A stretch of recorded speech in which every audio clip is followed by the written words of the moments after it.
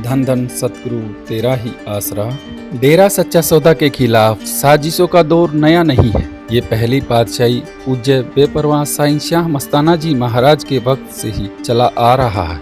वहीं पूजनीय परमपिता शाह सतनाम जी महाराज के समय में भी बुराई के नुमाइंदों ने न जाने कितने ही झूठे केस किए। वर्तमान दौर से तो हम सभी अच्छी तरह से वाकिफ हैं। पूज्य गुरु संत डॉक्टर गुरमीत राम रहीम सिंह जी इंसा ने समाज सुधार की ऐसी नई इबारतें लिखी जिसके बारे में आमजन सोच भी नहीं सकता, लेकिन बुराई से जुड़े लोग ये सहन न कर सके और अपनी खुराफातों से बाज न आए। अब परिस्थितियों को देखकर सवाल उठता है कि क्या सच हार जाएगा? तो ऐसा भी बिल्कुल नहीं है। एक कहावत भी है कि झूठ के बादल कितना भी जोर लगा लें, सच के सूरज को ज़्यादा देर तक छिपा कर नहीं रख सकते। एक न एक दिन सच का सूरज अपनी पूर्ण आभा के साथ जाहिर होकर ही रहता है। सच्चे सतगुर पर डेरा सच्चा सौदा के करोड़ों अनुयायियों के इस दृढ़ विश्वास का आधार है पूज्य गुरु जी द्वारा अपने शिष्यों पर किए गए अनगिनत उपकार। इन्हीं उपकारों में से एक सच्ची साखी आज हम आपके सामने पेश कर रहे हैं, जो इस प्रकार है। भंगीदास टहल सिंह इंसा पुत्र श्री प्रीतम सिंह, गांव वड्डा खाना सुखचैन, तहसील कालावाली, जिला सरसा, हरियाणा से दयालु दातार की दया मेहर के अद्भुत करिश्मे को इस प्रकार बयान करता है। बात 14 फरवरी 1991 की है। किसी अनजान शख्स ने टहल सिंह के पौने 9 साल के बेटे को धोखे से मौत के घाट उतार दिया। वो उनका इकलौता बेटा था। इसके अलावा उनकी 2 बेटियां थी। इस दुख से पूरा परिवार टूट गया, मानो उनकी दुनिया ही उजड़ गई थी। किसी को कुछ समझ नहीं आ रहा था कि आखिर किया क्या जाए, क्योंकि इन तीनों बच्चों के बाद टहल सिंह ने अपनी घरवाली का नसबंदी का ऑपरेशन करवा दिया था। परिवार के वारिस की चाह में उनको नसबंदी का ऑपरेशन फिर से खुलवाना पड़ा, लेकिन बच्चा न हुआ। फिर टहल सिंह और उनकी पत्नी ने कई डॉक्टरों और वैद्यों से संतान प्राप्ति के लिए दवाइयां ली, लेकिन कोई लाभ न हुआ।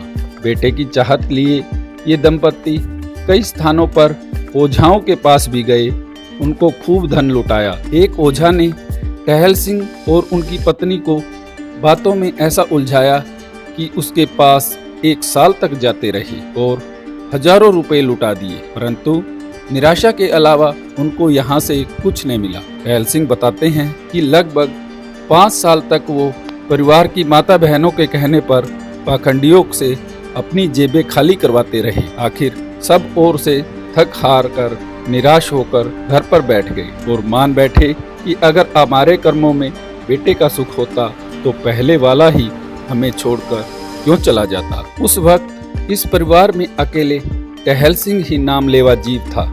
उन्होंने परमपिता शाह सतनाम जी महाराज से 1972 में नामदान लिया था, लेकिन नाम लेकर अलमारी में रख दिया था, यानी नाम का सुमरन नहीं करता था। इतना ही नहीं, वो तो सतगुरु जी के द्वारा बताए गए नियमों को भी तोड़ चुका था। वो कहते हैं ना कि जब इंसान ने रब अल्लाह वाहिगुरु से कोई चीज लेनी हो, कोई काम लेना हो, तो रब को बड़ा याद करता है, दयाता है सिर्फ स्वार्थ के लिए, पर जब गर्ज पूरी हो जाती है तो फिर भूल जाता है। इस तरह टहल सिंह भी कुल मालिक को भूलकर परेशान होता रहा। फिर गांव की साध संगत ने टहल सिंह को सलाह दी कि तुम डेरे जाकर अपनी गलतियों की माफ़ी मांग लो तो आपकी सभी परेशानियां दूर हो जाएंगी। साध संगत की बात को मानते हुए टहल सिंह सन 1995 में डेरा सच्चा सौदा सरसा दरबार आया और पूज्य गुरु संत डॉक्टर गुरमीत राम रहीम सिंह जी इंसा से अपनी गलतियों के लिए माफ़ी मांगी। इस पर सतगुरु जी ने उसके गुनाहों को माफ़ करके अपना भरपूर आशीर्वाद प्रदान किया।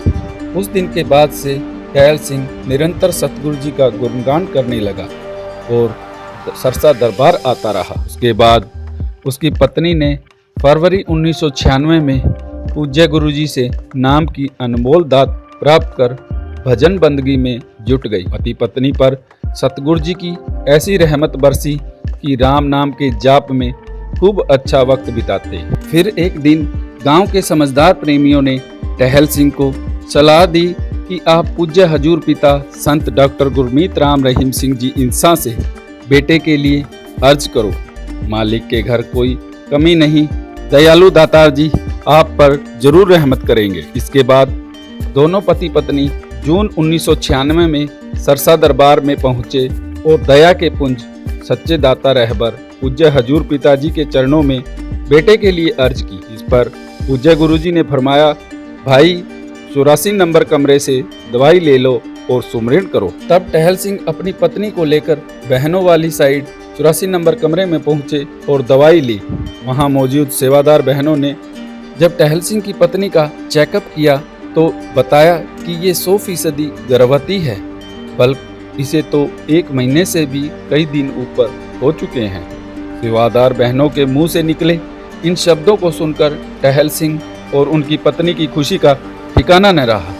हर्ष के मारे उनके पांव मानो धरती पर नहीं टिक रहे थे। महान परोपकारी दातार पूज्य हजूर पिताजी की अपार रहमत से टहल सिंह के घर 14 फरवरी 1997 को बेटे ने जन्म लिया। पूरे 6 सालों के बाद उसी तारीख को जब टहल सिंह के बेटे का कत्ल कर दिया गया था, उनके घर बेटे का जन्म हुआ।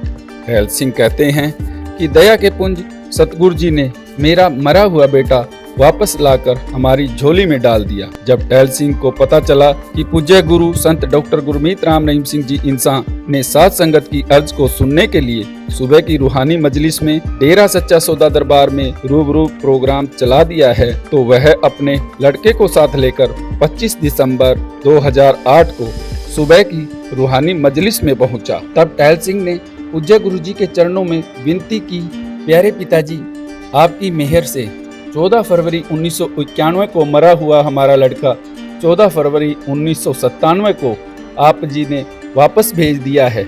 हम सारा परिवार आप जी का कोटि कोटि धन्यवाद करते हैं। इस पर पूज्य गुरु संत डॉक्टर गुरमीत राम रहीम सिंह जी इंसान ने वचन फरमाया, बेटा इस बच्चे को नेक इंसान बनाओ ताकि ये मालिक का नाम जपे और अच्छे नेक कर्म करे। तो साध संगत जी, ये थी सतगुरु के उपकार की एक सच्ची साखी।